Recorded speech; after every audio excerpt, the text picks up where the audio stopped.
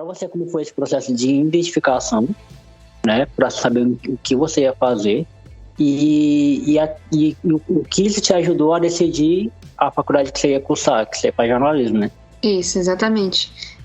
Bom, é uma história, assim, meio confusa, mas eu espero que no final tenha um desfecho, vocês consigam entender o desfecho, porque Vai dar certo. vai dar certo. Assim, eu sempre fui uma pessoa muito cabeça, sabe? Tipo, cabeça dura mesmo, né? Quando eu colocava uma ideia na cabeça, eu não queria desistir dela por nada e por ninguém. E aí, quando eu tava no 9º ano, eu pensei em fazer jornalismo, porque eu escrevia bem, as minhas notas em português eram legais e as outras áreas não me interessavam bastante, tanto quanto a linguagem, né?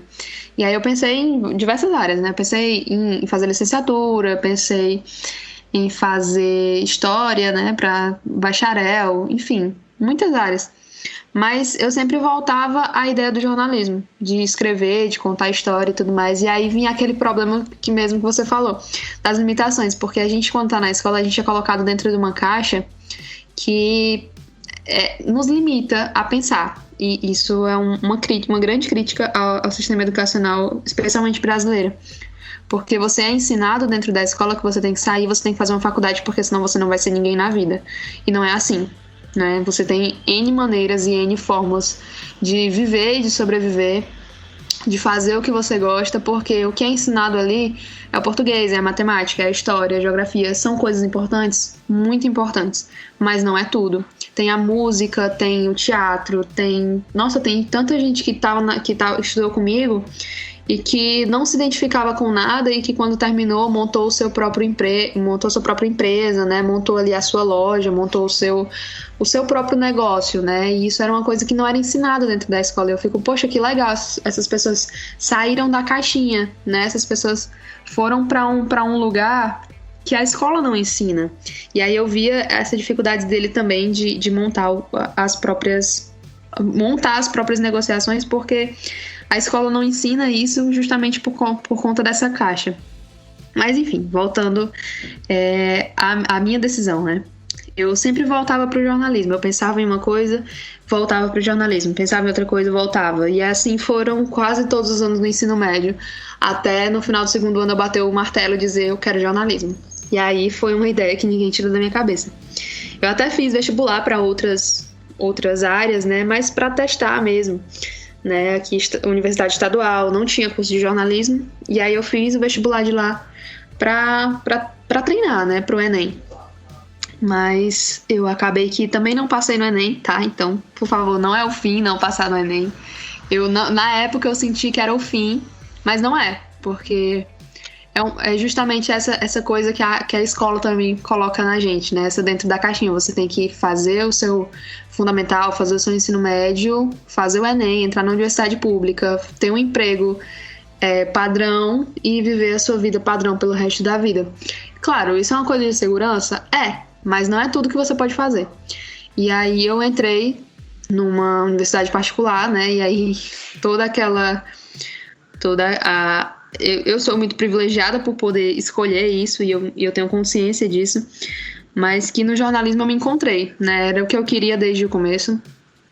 E aí eu entrei lá dentro com uma cabeça, né? Como eu disse, eu sou muito cabeça dura, então eu entrei com uma mente fechada de dizer eu quero jornalismo político. E aí quando eu cheguei lá, eu vi a galera do esporte, eu vi a galera do factual, eu vi a galera da publicidade, eu vi a galera da assessoria, e aí eu fiquei, meu Deus, o que tá acontecendo aqui? Por que toda essa galera tá junto?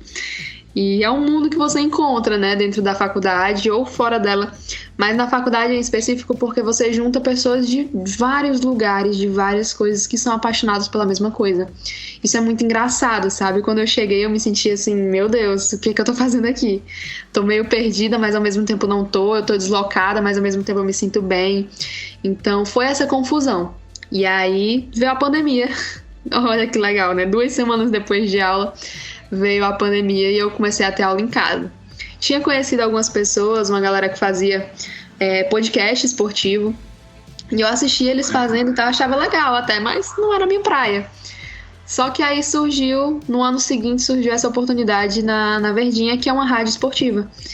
E aí eu fiquei, poxa, é uma oportunidade que eu não posso perder. Mas eu tô totalmente desatualizada de tudo. Eu só acompanho o meu time e só. Aí lá vai eu. Eles me convidaram numa quinta-feira pra fazer o programa no domingo. E de quinta até sábado eu não dormi direito. Era revirando tudo que eu podia revirar, era estudando tudo que eu podia estudar, era todos os campeonatos que eu não tava acompanhando, que eu tava totalmente perdida. Eu fui tentar aprender. E aí eu entrei, fiz o programa, eles gostaram e me chamaram de novo. E assim eu tô há 8 meses, então eu acho que deu certo. E assim, todo esforço uma hora vai valer a pena. Então, se você pensa em fazer jornalismo ou qualquer outra área, se esforce, porque vai dar certo, né? Então, assim, eu tô num processo, mas as coisas estão fluindo. Então, eu digo só para as pessoas que pensam em fazer jornalismo que, primeiro, não é fácil de maneira alguma. Você tem hora para sair, mas não tem hora para chegar. Você tem uma rotina super, super, super indecisa, porque as coisas vão acontecendo ao longo do dia. Às vezes você tá com a grade de um programa pronto, um roteiro pronto, mas aí surge uma notícia, tipo, o programa é às 7, surge uma notícia às 6:30 que você precisa falar, e aí muda tudo para você adaptar, para colocar aquela notícia. Então, assim, é uma decisão difícil, você saber qual curso que você quer para sua vida, qual o trabalho que você quer, mas é muito gratificante quando você faz o que você gosta. E agora para a segunda pergunta do jornalismo esportivo, né? Eu não o escolhi, ele que me escolheu, né? Ele me agarrou, assim, de um jeito que eu não consigo me soltar.